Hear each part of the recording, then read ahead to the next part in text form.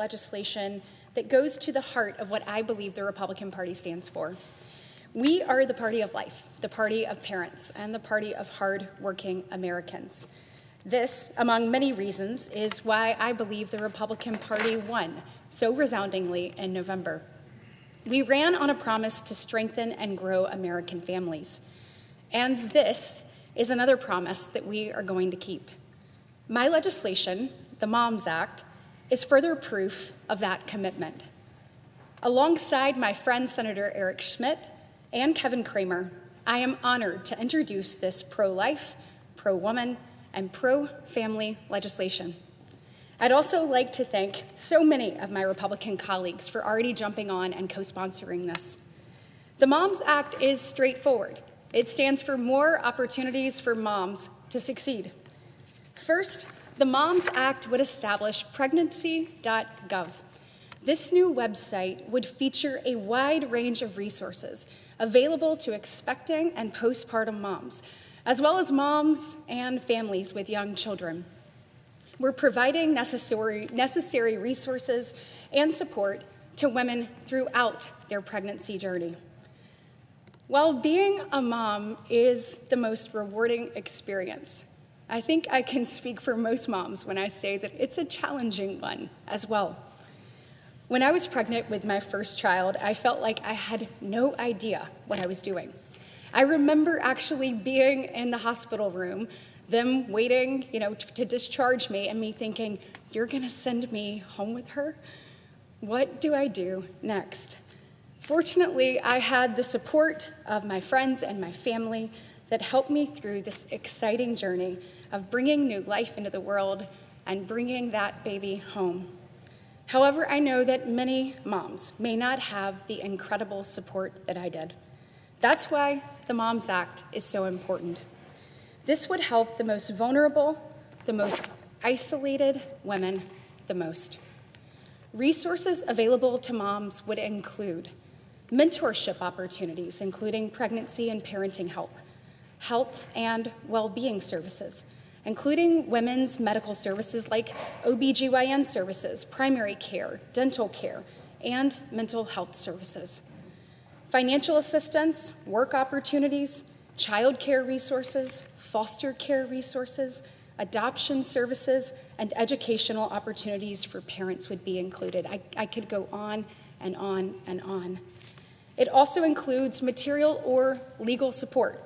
So when you think of what material support would be, it's transportation, food, nutrition, clothing, household goods, baby supplies, housing, shelters, maternity homes, help with tax preparation, and more.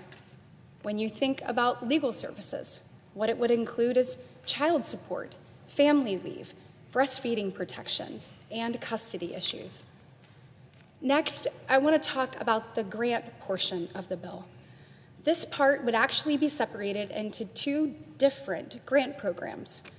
The first one would help purchase necessary tools for prenatal and postnatal telehealth appointments, including medical equipment and technologies for those in rural areas and others in medically underserved communities.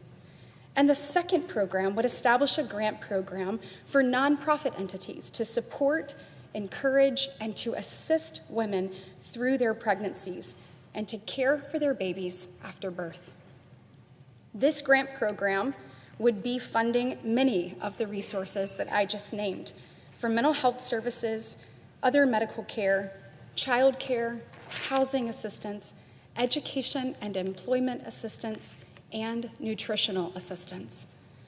Finally, the third part of my bill is Senator Kevin Cramer's Unborn Child Support Act. It would require for states to apply child support obligations to the time period during pregnancy, if requested by the mother. This could be requested retroactively, and state-level requirements involving proof of paternity would still apply. When I think about what this bill means to me, I immediately think of my own two children. They are why I'm here today. They're why I chose to step up and run for the Senate. Their future and the future of the next generation is absolutely what I'm fighting for. As parents, our children are at the heart of every decision we make. We want them to have the greatest opportunity to succeed and to thrive. As a senator, I want that for children across our nation, from coast to coast. They're at the heart of this common sense legislation. Building a comprehensive culture of life starts with building blocks just like the Moms Act. To all the moms across my great state of Alabama and across our incredible country, I could not be more proud to stand with you. I am committed to growing and strengthening families and ensuring parents have the opportunities and resources needed so that they and their children can thrive and live their American dream.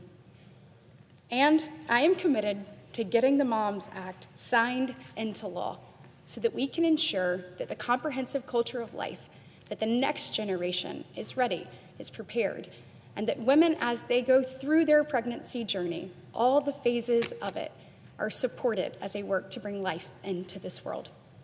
Thank you, Mr. President. I yield the floor.